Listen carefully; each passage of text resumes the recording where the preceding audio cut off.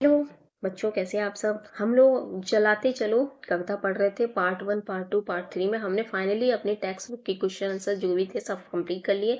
अगर अभी बता दे रही हूँ, अगर चैनल पे नए हैं तो प्लीज सब्सक्राइब कीजिए, लाइक कीजिए और वीडियो को लाइक किए बिना मत जाइएगा। हाँ, क्योंकि मैं आप लोगों के लिए इतनी मेहनत करती हूँ। तो देखिए, एक्स्ट्रा क्वेश्चन भी आप लोगों के लिए बना के लाई हूँ, जो भी आ सकते हैं। चलिए फटाफट से कर लेते हैं। जलाते चलो कविता का कवि का नाम क्या है? तो कवि का नाम द्वारका प्रसाद महेश्वरी। ये क्वेश्चन तो आपका 100% आएगा ही, तो इसे तो आप लोग टिक कर लीजिए। कवि क्या जलाने की बात करते हैं? कवि दुनिया में स्नेह के दिए जलाने की बात करते हैं। ये आपका जो वो बनता है ना, गद्यांश पद्यांश, उससे इस तरह से प्रश्न बनेंगे।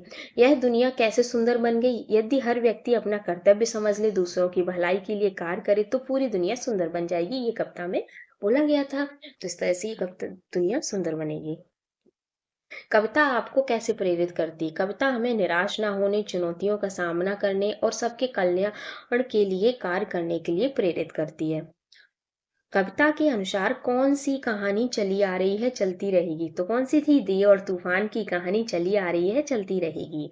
लघु उत्तरीय प्रश्न है। इसमें मैंने थोड़ा जल्दी जल्दी कर देती हूँ। आप लोगों को प्रश्न उत्तर तो दिख ही रहे हैं, पढ़ सकते हैं। क्लास 6 के बच्चे हो, आप लोग काफी बड़े हो गए हो।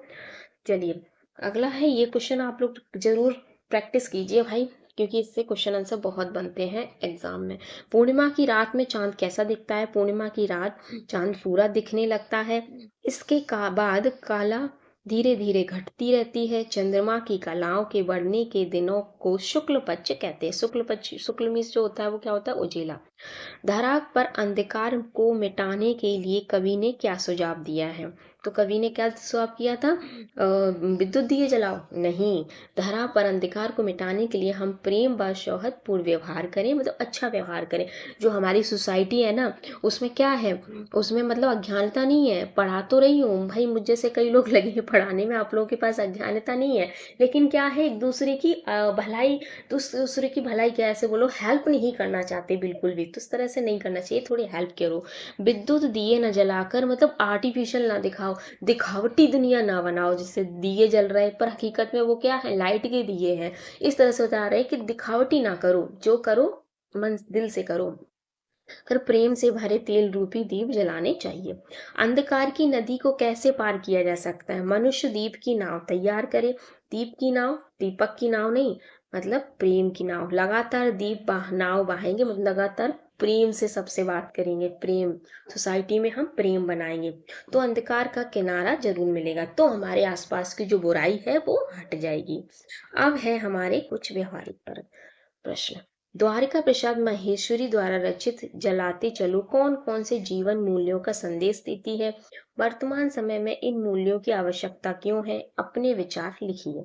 द्वारका प्रसाद महेश्वरी द्वारा रचित कविता जलाते चलो से प्रेम, धैर्यशीलता, साहस, लोक कल्याण, बलिदान जैसे मूल्यों को अपनाकर जलाते चलने का संदेश देते हैं।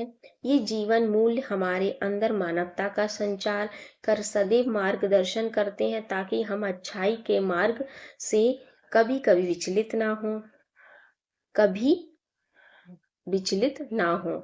इन मूल्यों पर टिका समाज टूटता नहीं। वर्तमान समय में इन मानवीय मूल्यों की आवश्यकता अधिक है, क्योंकि इनके बिना देश और समाज, व्यक्ति की भलाई, प्रगति संभव नहीं है।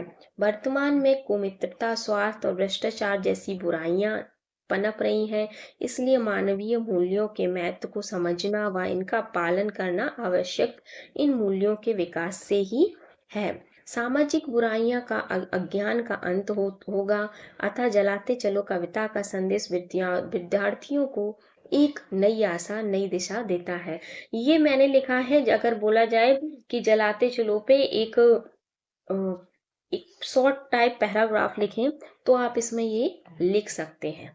चलिए, ये भी हमारा पार्ट 4 था, कंप्लीट होता है। अब हम मिलते हैं नेक्स्ट चैप्टर में जल्दी से। Bye bye.